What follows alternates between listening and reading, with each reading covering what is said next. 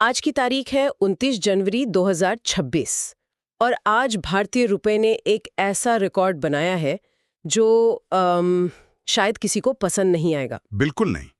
अमेरिकी डॉलर के मुकाबले रुपया 91.98 रुपए के अपने सबसे निचले स्तर पर पहुंच गया है। ये एक ऐसा आंकड़ा है जो हेडलाइन में तो है, लेकिन असली पहेली कुछ और है। पहली यह है कि एक तरफ देश की आर्थिक विकास दर कमाल कर रही है, कंपनियां मुनाफा कमा रही हैं, मतलब गाड़ी का इंजन तो फराटे भर रहा है। लेकिन गाड़ी के टायर की हवा निकल रही है। यही बात समझ में नहीं आ रही कि ये उल्टी गंगा क्यों बह रही है। संयोग से सरकार का नया नवेला आर्थिक सर्वेक्षण 2025-26 इसी पहेली को सुलझाने की कोशिश करता है। हमारे पास इसके कुछ खास हिस्से हैं और आज हम इसी की गहराई से पड़ताल करेंगे। और हमारा मिशन ये समझना है कि जब हमारे घर के हालात इतने अच्छे हैं तो हमारी इज्जत यानी रुपया अंतर्राष्ट्रीय बाजार में क्यों गिर रहा है। चलिए इस गुत्थी को सुलझाते हैं।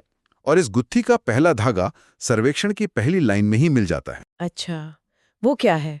मुझे तो सबसे दिलचस्प बात ये लगी कि रिपोर्ट खुद मान रही है कि रुपया अपनी क्षमता से कम प्रदर्शन कर रहा है, मतलब पंचिंग बिलो इट्स वेट। ये सरकार के लिए मानना बड़ी बात है। तो ऐसा क्यों हो रहा है? यहीं पर कहानी में पहला मोड़ आता है। रिपोर्ट के मुताबिक असली विलन हमारे घर के अंदर नहीं बल्कि बाहर है। बाहर है। हाँ, ये विश्लेषण कहता है कि भारत एक तरह से भू राजनीति का शिकार बन गया है। मतलब आप अपने घर में सब कुछ ठीक कर लीजिए, लेकिन अगर पूरी दुनिया में तूफान आया हो तो आपके घर की खिड़कियां तो टूटेंगी। वैश्विक उथल-पुथल और विदेशी पैसों का देश से बाहर जाना, ये दो बाहरी ताकतें हैं जो रुपए को नीचे खींच रही हैं। पैसों का बाहर जाना, ये सुनने में तो बड़ा गंभीर लगता है, लेकिन ये सिर्फ कहने की बातें हैं या हमारे पास कोई ठोस सबूत, कोई नंबर है? ये समस्या असल में कितनी बड़ी है? सबूत भी हैं और नंबर चौंकाने वाले हैं। इस रिपोर्ट के पन्ने पलटें तो एक आंकड़ा सामने आता है। हाँ। सिर्फ इसी महीने जनवरी 2026 में विदेशी पोर्टफोलियो निवेशकों ने यानी एफपीआईज ने भारतीय बाजारों से $4 बिलियन निकाल लिए। $4 बिलियन सिर्फ एक महीने में? ये तो बहुत बड़ी रकम है। रुकिए, ये तो सिर्फ इस महीने का हाल है। अगर हम पूरे पिछले साल यानी 2025 को देखें तो ये आंकड़ा $11.8 बिलियन का है। $11.8 बिलियन? जी हाँ। अब आप अंदाजा लगाइए कि कितना पैसा देश से बाहर गया है। ये एफपीआईज होते कौन है? इन्हें जरा आसान भाषा में समझाएंगे? इन्हें ऐसे समझिए कि ये वो बड़े बड़े विदेशी फंड्स हैं जो हमारे शेयर बाजार में पैसा लगाते हैं। ये वो मेहमान हैं जिनके आने से घर में रौनक तो बहुत होती है, पार्टी चलती है, बाजार ऊपर जाता है। लेकिन दिक्कत यह है कि ये मेहमान बड़े मूडी होते हैं।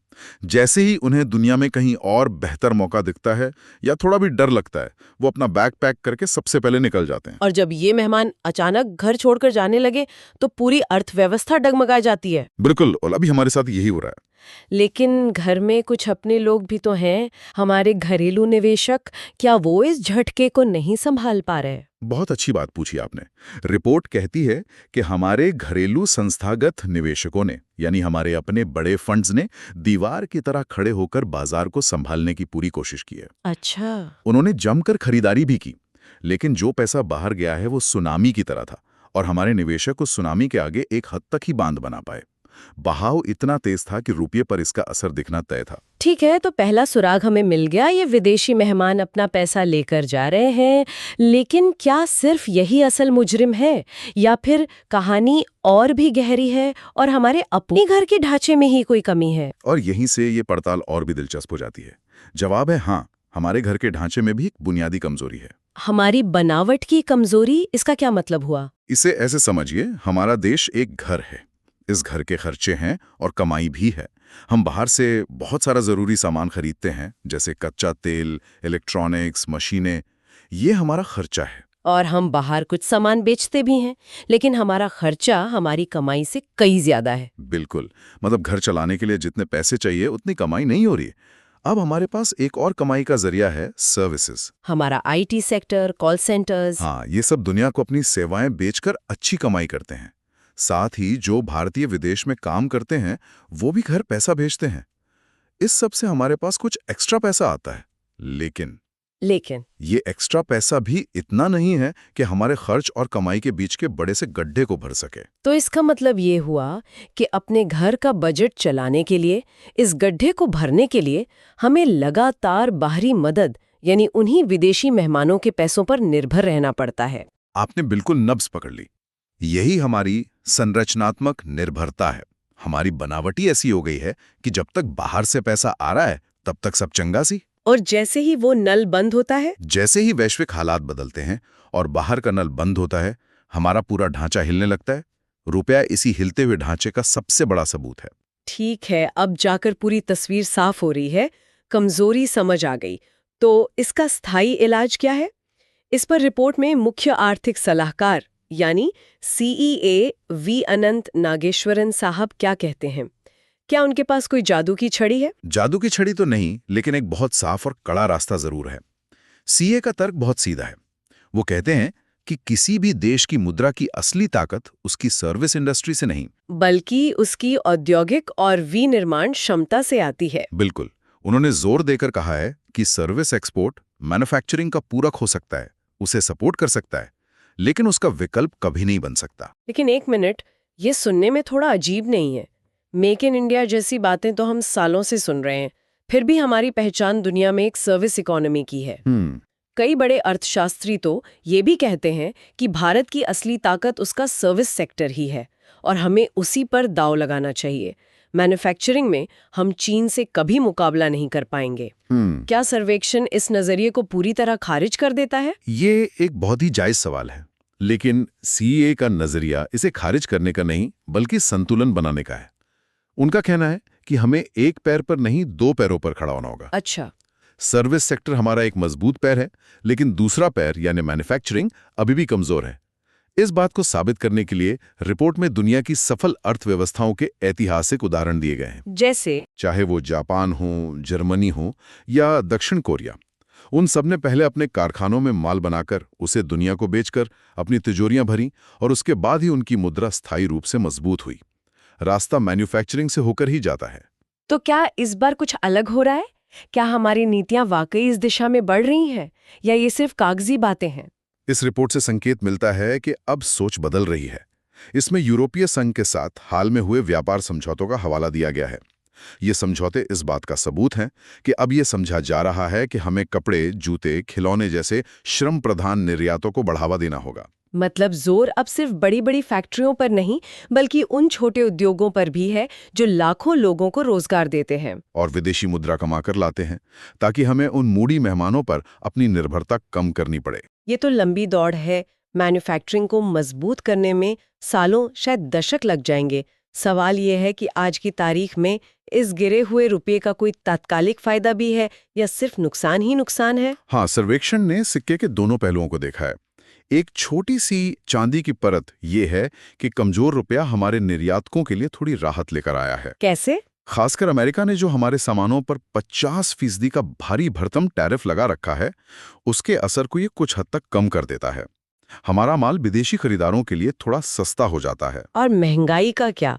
आम तौर पर जब रुपया गिरता है तो पेट्रोल से लेकर विदेश से आने वाला हर सामान महंगा हो जाता है। क्या महंगाई की आग लगने का खतरा नहीं है? फिलहाल उस मोर्चे पर थोड़ी राहत है। रिपोर्ट के मुताबिक अभी तत्काल मुद्रास्फीति का बड़ा खतरा इसलिए नहीं क्योंकि कच्चे तेल की कीमतें अंतर्राष्ट्रीय बाजार में काफी समय से स्थिर हैं। अच्छा। और कच्चा तेल हमारा सबसे बड़ा आयात है, तो वहां से अभी कोई झटका नहीं लग रहा। ये तो हुई राहत की बात, लेकिन इसके जोखिम क्या है? यकीनन वो ज्यादा बड़े होंगे। जोखिम गंभीर हैं और शायद फायदों से कहीं ज्यादा। सबसे पहला और सीधा असर तो निवेशकों के भरोसे पर पड़ता है। लगातार गिरता रुपया अनिश्चितता का माहौल बनाता है। लेकिन इससे भी ज्यादा डरावनी खबर जमीन से आ रही है।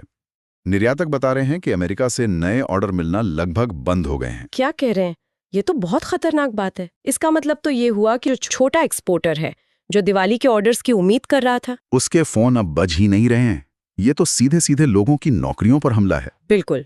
ये अल्पकालिक राहत दीर्घकालिक दर्द में बदल सकती है। और अगर अमेरिका के ये टैरिफ लंबे समय तक बने रहे तो ये हमारे निर्यात क्षेत्र को एक ऐसा संरचनात्मक नुकसान पहुंचा सकते हैं जिससे उभरने में कई साल लग जाएंगे। तो आज की हालत तो चिंताजनक है ही।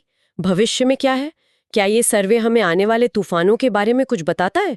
क्या आगे और भी खतरे हैं? सर्वे का भविष्य को देखने वाला हिस्सा शायद सबसे गंभीर है।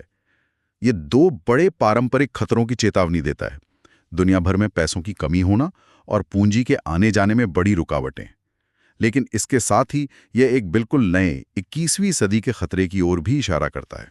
और वो क्या है? वो है यूएस स्टेबल कॉइन्स जैसे नए डिजिटल वित्तीय हथियार। सर्वेक्षण का मानना है कि ये उपकरण पैसे को एक देश से दूसरे देश ले जाना बच्चों का खेल बना सकते हैं। मतलब एक तरह का सुपरफास्ट डिजिटल हवाला सिस्टम। हाँ, जो सरकार की पकड़ से बाहर हो सकता है। इससे अचानक बड़ी मात्रा में पैसा देश से बाहर जाने का खतरा कई गुना बढ़ जाता है। ये तो वाकई एक नया मोर्चा है।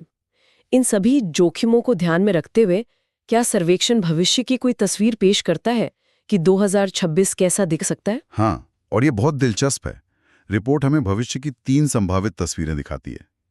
पहला, जो कि सबसे अच्छा केस है, उसे नाम दिया गया है 2025 जैसा कारोबार। इसे आप नाजुक शांति कह सकते हैं। नाजुक शांति मतलब दुनिया चलती तो रहेगी, लेकिन बहुत नाजुक भरोसे पर। देशों के बीच अविश्वास इतना ज्यादा होगा कि एक छोटा सा झटका भी पूरी व्यवस्था को हिला सकता है। ठीक है, ये तो हुआ बेस्ट केस। दूसरा परिदृश्य क्या है जिसकी संभावना ज्यादा है? दूसरे परिदृश्य की संभावना सबसे ज्यादा बताई गई है और इसे अव्यवस्थित बहुध्रुवीय विघटन का नाम दिया गया है। यानी बिखरी हुई जंग। बिल्कुल। इसमें बड़े देश एक दूसरे के खिलाफ व्यापार को एक हथियार की तरह इस्तेमाल करेंगे। प्रतिबंध आम हो जाएंगे, सप्लाई चेन दोस्ती दुश्मनी के आधार पर बनेंगी। ये एक ऐसी दुनिया होगी जहां नियम कानून नहीं, बल्कि सिर्फ ताकत चलेगी। और तीसरा सबसे डरावना सिनेरियो? तीसरा सबसे खतरनाक है। हालांकि इसकी संभावना कम है। इसे प्रणालीगत गिरावट कहा गया है, यानी पूरा सिस्टम क्रैश। बाप रे। रिपोर्ट एक ऐसी स्थिति की कल्पना करती है जहां एआई टेक्नोलॉजी में लगे निवेश का बुलबुला फट सकता है, जैसे 2000 में .com बबल फटा था। ये एक नए वैश्विक वित्तीय संकट को जन्म दे सकता है। वाह! तो इस पूरी पड़ताल और इन भविष्य की तस्वीरों का सार क्या है? हमारी शुरुआती पहेली का अंतिम जवाब क्या निकला? मजबूत अर्थव्यवस्था और कमजोर रुपया। सर्वेक्षण का अंतिम निष्कर्ष बहुत स्पष्ट है। रुपए का ये खराब प्रदर्शन भारत के आर्थिक मूल सिद्धांतों की विफलता नहीं है। ये असल में 3 चीजों का मिलाजुला परिणाम है। कौन सी 3 चीजें? पहला, बेरहम वैश्विक हालात। दूसरा, इन हालातों से डर कर भागता हुआ विदेशी पैसा। और तीसरा, हमारी अपनी वो संरचनात्मक कमजोरी जिसके कारण हम इस विदेशी पैसे पर बहुत ज्यादा निर्भर हैं। तो समाधान भी इन्हीं 3 क्षेत्रों में खोजना होगा? बिल्कुल। स्थायी रूप से रुपए को मजबूत करने के लिए सर्वेक्षण 3 सूत्रीय एजेंडा पेश करता है। पहला, अपनी औद्योगिक और विनिर्माण क्षमता को गहरा करना। दूसरा, अपने व्यापार और भुगतान के तरीकों में विविधता लाना, यानी कुछ ही देशों या एक ही मुद्रा पर निर्भरता कम करना। और तीसरा, मजबूत आर्थिक बफर बनाना, यानी अपनी तिजोरी में इतना रिजर्व रखना कि हम बाहरी झटकों को आसानी से झेल सकें। रिपोर्ट के अंत में